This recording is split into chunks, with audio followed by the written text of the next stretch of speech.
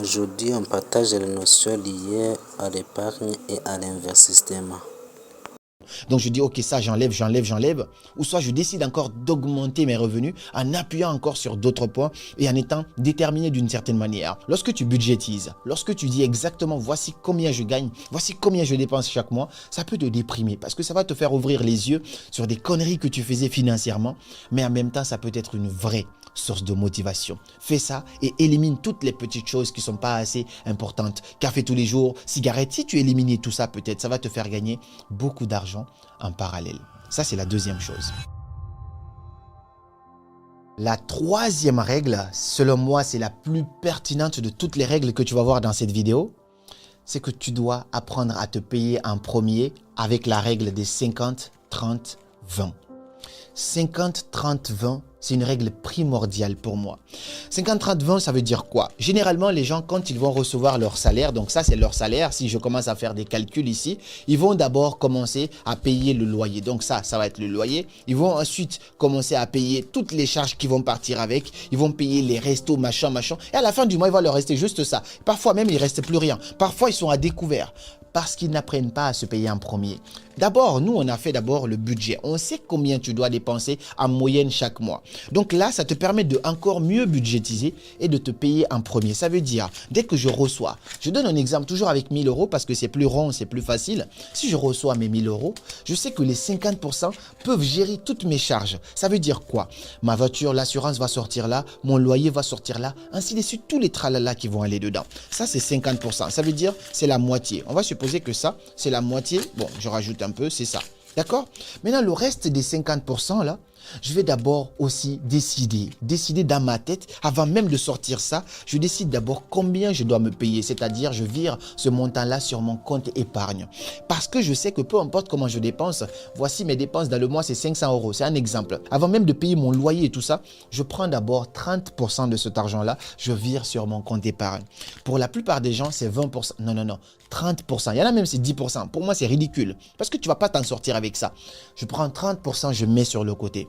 Et quand je mets ça sur un compte épargne, un livret A que j'ai ouvert à côté de mon compte ou sinon une deuxième carte bancaire, moi j'en ai plusieurs, c'est assez important.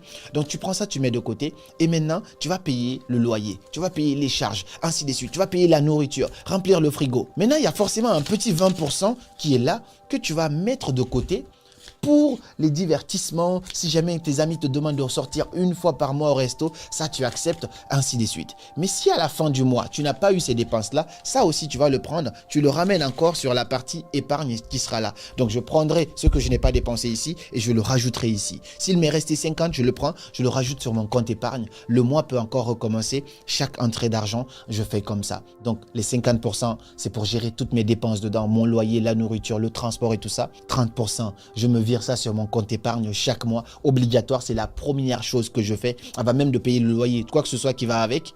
Et ensuite, enfin, les 20%, je mets ça de côté au cas où s'il y a une urgence, si j'ai envie de me faire plaisir, si j'ai envie de voyager, ça peut être un peu la petite économie de côté pour pouvoir me faire plaisir. Mais si à la fin, il n'y a pas eu ça, je prends encore et je mets encore sur mon compte épargne. Comme ça, plus tard, tu as envie d'investir, tu as suffisamment de fonds. Tu as envie de, je sais pas, de voyager, tu as suffisamment de fonds pour pouvoir te permettre. Et surtout, pour des cas d'urgence, ça aussi, tu as suffisamment de fonds pour pouvoir subvenir à ces besoins-là. Ta mère, ton frère, un enfant, quelqu'un est malade, tu peux prendre un peu dans ton épargne, pouvoir subvenir à ça sans avoir à prêter, à demander à quelqu'un de te prêter. Ça fait combien de temps que je suis dans ce pays, mais je ne me rappelle pas, c'est jamais arrivé une seule fois et que je demande à quelqu'un, prête-moi ça. Parce que j'ai toujours su gérer à ma manière. Je n'ai jamais... Au début, je ne gagnais pas énormément d'argent, mais avec le peu que je gagnais, j'arrivais toujours à gérer ça. Même avec 300 euros, j'avais toujours une facilité de gérer cet argent-là et de vivre en fonction de mes moyens. Ça, c'est la troisième règle, la règle des 50, 30, 20. 50% tes dépenses, toutes tes dépenses, 30% ton épargne, 20% au cas où, c'est divertissement et tout ça. Si ça ne marche pas là-bas, les 20%, tu les ramènes encore les 50%. Ton épargne doit être ta priorité. Et après, on parlera d'investissement. La quatrième règle ici, c'est la règle des crédits. Ça veut dire quoi? Tu évites les crédits à 100%.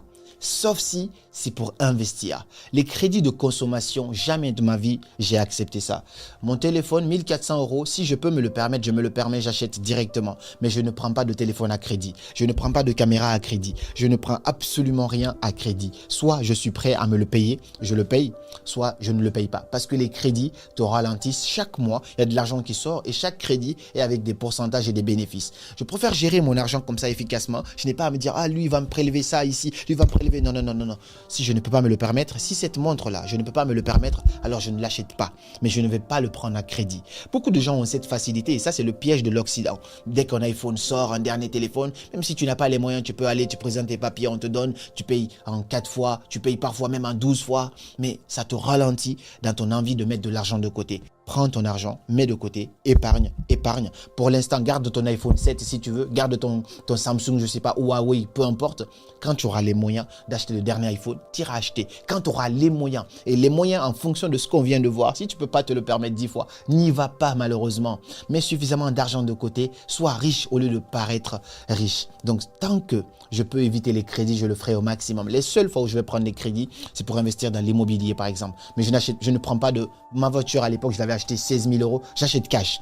Soit je suis prêt, soit je ne suis pas prêt. Je viens, je fais un virement, on prend ma voiture. Ainsi de suite, je continue. Au fur et à mesure, comme ça, c'est exactement comme ça que j'ai fait dans tout ce que j'ai fait. Toutes mes voitures, je les ai achetées cash à l'époque. Mon téléphone cash, mon ordinateur cash, les lumières, tout ce qui est là, c'est cash. Si je ne peux pas, je ne rentre pas dedans. Évitez les crédits, vivez en fonction de vos moyens et vous épargnerez beaucoup d'argent. Ça, c'est une règle primordiale que tout le monde devrait incarner ici. Prendre des crédits seulement d'investissement, mais pas de consommation.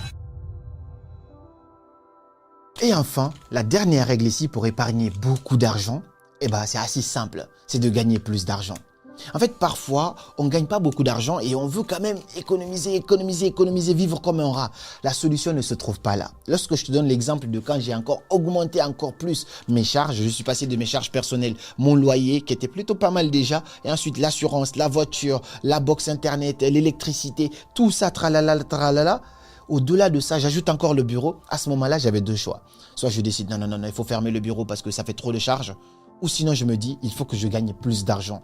La solution, c'est ça. Il faut appuyer sur différentes sources de revenus pour gagner plus d'argent. Parce que lorsque les choses deviennent dures, soit tu recules, soit tu décides encore d'avoir des épaules plus lourdes pour assumer encore toutes ces responsabilités-là. Donc, la clé, c'est ça. Décide de gagner plus d'argent. Tu es salarié aujourd'hui, tu n'as qu'un seul salaire, tu ne gagnes que ça. Fais en sorte de gagner 2 fois, 3 fois ça. Plus ça augmente, plus ton épargne pourra augmenter aussi. Donc, crée-toi une autre source de revenus. Si tu es salarié, alors tu peux chercher un deuxième job.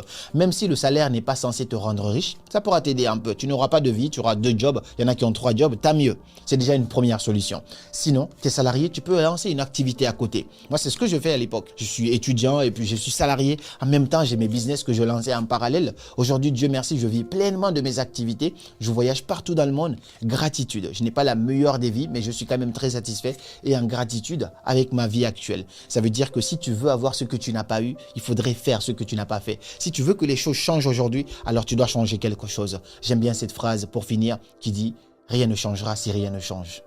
Alors rien ne changera si rien ne change dans ton épargne aujourd'hui.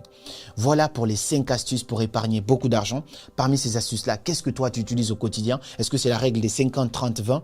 Est-ce que c'est plutôt la règle des 10 sur 1? Est-ce que c'est la règle de crédit?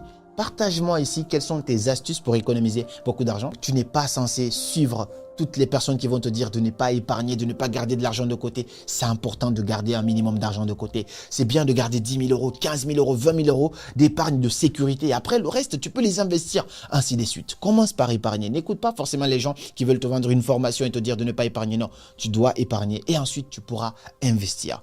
Partage-moi ton expérience dans cette vidéo. J'ai hâte de te lire dans les commentaires. Et puis, tu peux aussi aller cliquer sur le lien dans la description pour aller t'inscrire sur Revolut et avoir ton compte bancaire professionnel et recevoir 20 € offerts. Le lien se trouve dans la description. Et moi, je te dis à très bientôt pour une nouvelle vidéo. Et comme toujours, c'était Karamo. Suivez vos rêves. Ils connaissent le chemin.